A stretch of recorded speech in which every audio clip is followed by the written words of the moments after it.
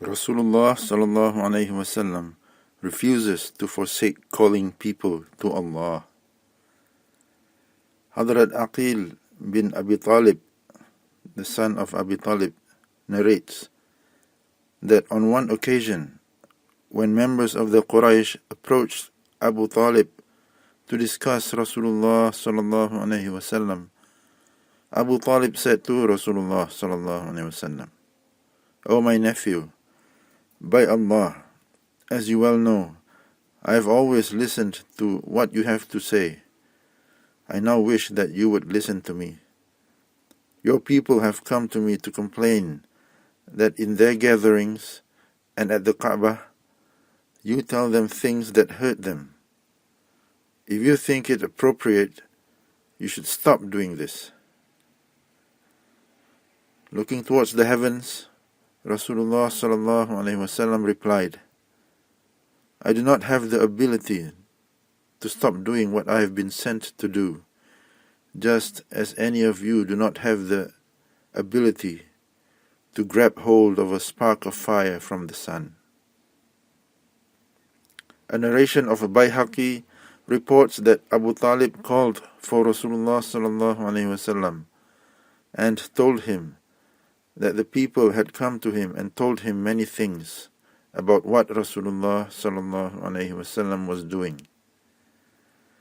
Addressing Rasulullah s.a.w, he said further, "Have mercy on me and on yourself, and do not cast on me a burden that neither of us can bear. Stop telling the people things that they dislike." Hearing this, it crossed Rasulullah s.a.w.'s mind that his uncle had changed his opinions, that he would stop assisting him, that he would now hand him over to the people, and that he had lost courage in supporting him.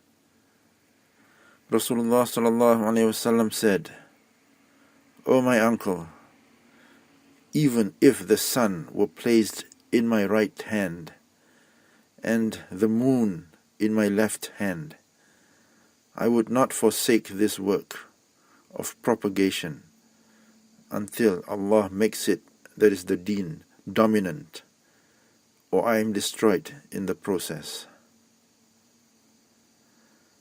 After saying this, the eyes of Rasulullah s.a.w. filled with tears, and he began weeping. The complete hadith will now be mentioned.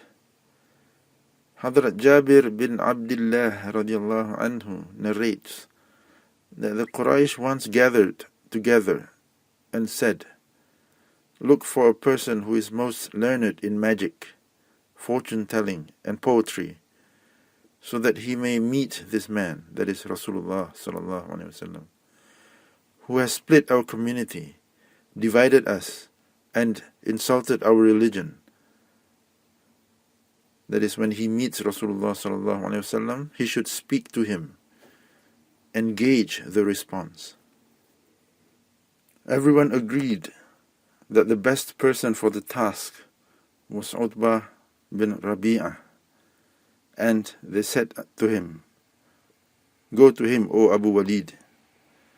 When Utbah met Rasulullah s.a.w, he asked, "O Muhammad, are you better than Abdullah, that is your father?"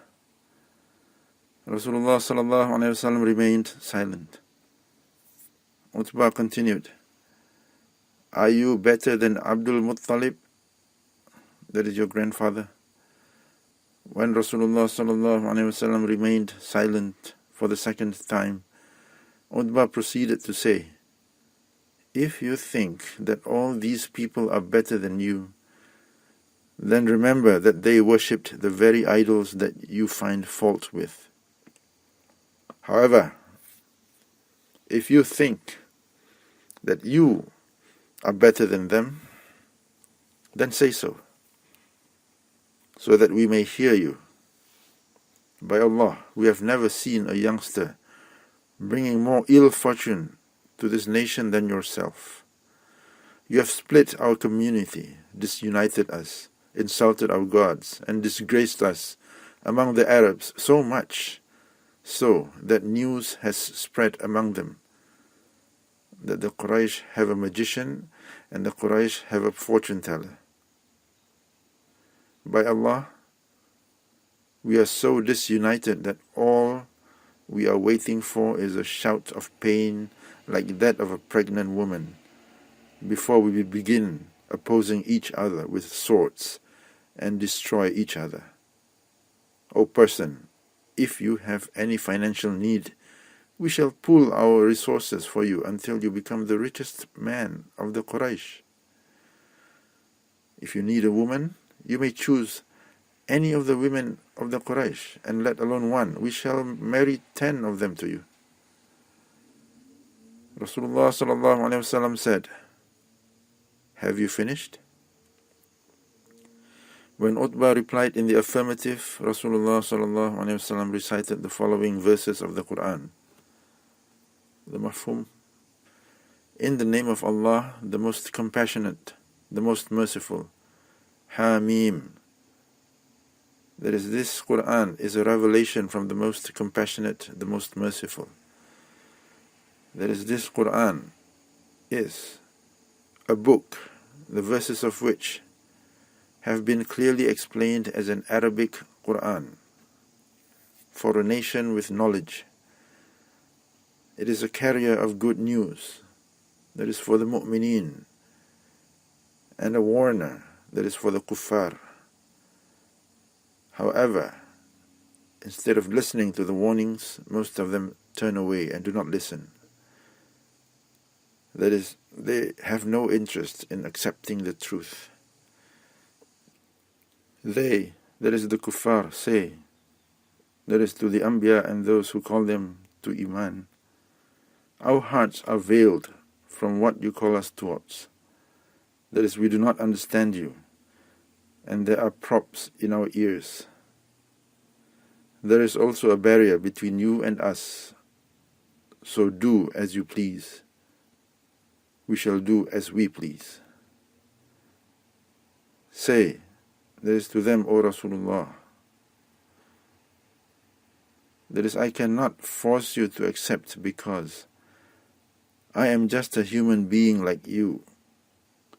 Revelation has been sent to me that your Ilaah is only one. So remain devoted to Him and seek forgiveness from Him. Destruction, that is Jahannam, be to the mushrikeen who do not pay zakah and who disbelieve in the Akhirah. That is, on the other hand, there shall certainly be an everlasting reward, that is Jannah, for those who have Iman and who do righteous deeds. Say, do you people really disbelieve in and ascribe partners to the being who created the earth in 2 days? It is He who is the Rabb of the universe. And that is, how can you not regard Him to be your Rabb when none other has powers similar to His? And, that is, in addition to all of this, Allah has also placed mountains on the surface of the earth, blessed the earth, that is, so that it may produce food, and stipulated the earth's provisions. That is, all this and the creation of the earth took place in 4 complete days. That is, this is sufficient as a reply for those who questioned, that is you, about the creation of the earth. Thereafter, Allah turned His attention to the sky, which was smoke, and said to it, as well as to the earth, come to us, that is, submit to us, willingly or unwillingly. Both replied, we shall come willingly. Within 2 days, Allah then made them, that is the skies, into 7 skies, and issued a suitable command to, that is the angels occupying each sky. Allah decorated the sky of the world with lanterns, that is stars, and made them a means of protection that is to be used to pelt the shayateen who attempt to eavesdrop on the conversations of the angels. This is the decree of the mighty, the wise. If they, that is the kuffar, turn away and then say, I warn you of a punishment like the punishment of the Ad and Thamud. Surah Hamim Sajdah, verses 1 to 13. Utbah exclaimed, Enough! Do you have nothing else to say? Rasulullaah s.a.w. replied, No. Utbah then left. When he met with the other members of the Quraysh, he said to them, I told him everything you wanted me to tell him. Did he give you a reply? They inquired. Utbah started saying, Yes, but then quickly said, No. He added, By the being who made the Kabah a place of worship, I understood nothing from what he said, except that he warns us of a punishment like the punishment that afflicted the Ad and the Thamud. To this the people said, Woe unto you! A man speaks to you in Arabic and you cannot understand what he says? Utbah replied, No, I cannot help it. By Allah, I understood nothing except mention of the punishment that afflicted the Ad and Thamud. Other authorities, including Bayhaqi, have reported a narration from Hakim in which it is added that Utbah also said to Rasulullaah s.a.w, If it is leadership that you want, we will all anchor our flags for you. That is, it was the practice in those times that leaders would have the flags of their tribes anchored at their homes, so that you become our leader for as long as you live. This narration also adds that Utbah placed his hand on the mouth of Rasulullah s.a.w. when Rasulullah s.a.w. reached the verse, the mafhum, If they, that is the kuffar, turn away, then say, I warn you of a punishment like the punishment of the Ad and Thamud. Surah Hamim Sajdah, verse 13. He then bade Rasulullah s.a.w. for the sake of their family ties that he should recite no further. After leaving the company of Rasulullah s.a.w., Utbah stayed at home and did not venture to meet the other members of the Quraysh. To this Abu Jahl commented, O Quraysh, by Allah, it appears as if Utbah has taken to the religion of Muhammad and likes his food. There can be no other reason for this, but that he has become poor. Let us go to see him. When they arrived to meet Utbah, Abu Jahl said, We have come only because you have taken to the religion of Muhammad and have taken a liking to his talk. If you have become impoverished, we shall collect money for you, so that you should have no need for Muhammad's food. Utbah grew extremely angry when he heard this, and swore by Allah that he would never again speak to Rasulullah s.a.w. He then said to them, You know well that I am one of the wealthiest people of the Quraysh. He then related the meeting with Rasulullah s.a.w. and said, I went to him, and he replied with words that I swear by Allah are neither products of magic, poetry, or fortune-telling. He started reciting the mafhum, In the name of Allah, the most compassionate, the most merciful. Hamim, that is, this Quran is a revelation from the most compassionate, the most merciful. He continued reciting until he reached the verse, the mafhum, if they, that is the kuffar, turn away, then say, I warn you of a punishment like the punishment of the Ad and Thamud. This is Surah Hamim Sajdah, verse 13. I then held his mouth and beseeched him in the name of our family, relations, that he should stop reciting. You know very well that Muhammad never lies when he speaks, so I feared that the punishment would afflict you people. Hadhrat Abdullah ibn Umar radiallahu anhu narrates that some members of the Quraysh once gathered to discuss Rasulullaah s.a.w. as Rasulullaah s.a.w. sat in the masjid, that is the Masjid al-Haram in Mecca. Utbah bin Rabi'ah said to the rest, Leave me to speak to him, for I shall perhaps be softer on him than the rest of you.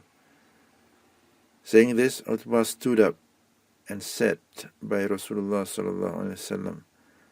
He then said, O my nephew, I have no doubts that you are certainly from the best family and enjoy the most honor from all of us. However, you have placed your people in a situation that no other has done to their people. If it is wealth that you want, by propagating your message, your people will take the responsibility to ensure that they accumulate their wealth to make you the wealthiest person. If it is position that you want, we shall all honor you until there is none more honorable than you, and we shall do nothing without your approval. If you are doing this because you have been afflicted by evil spirits, which you are unable to get rid of, then we shall spend all our fortunes until we grow helpless, finding a cure for you. If it is leadership that you want, we shall make you our leader. Rasulullah s.a.w. then said, Have you finished, O Abu Walid? When Utbah replied in the affirmative, Rasulullah s.a.w. recited Surah Hamim, Sajdah, and prostrated in Sajdah when he recited the Sajdah verse, that is verse 38. However, Utbah remained sitting with his hand behind him for support. When Rasulullah s.a.w. completed reciting the surah, Utbah stood up and was so astounded by the words of the Quran that he did not know what to tell the others. Seeing him arrive, the others commented, Utbah is returning with a face quite different from the one he left you with. Utbah said, O gathering of Quraysh, I spoke to him as you instructed, but when I had finished, he spoke to me with words that I swear by Allah, my ears have never heard before. I did not know what to say to him. O gathering of the Quraysh, obey me this once, even if you disobey me forever afterwards. Leave this man alone to himself, because I swear by Allah that he will never forsake what he is doing. Allow him to do as he pleases with the Arabs, because if he is dominant over them, his honor would be yours, and if they dominate him, your objective would be reached without your intervention. To this, the others said, O Abu Walid, you have forsaken your religion.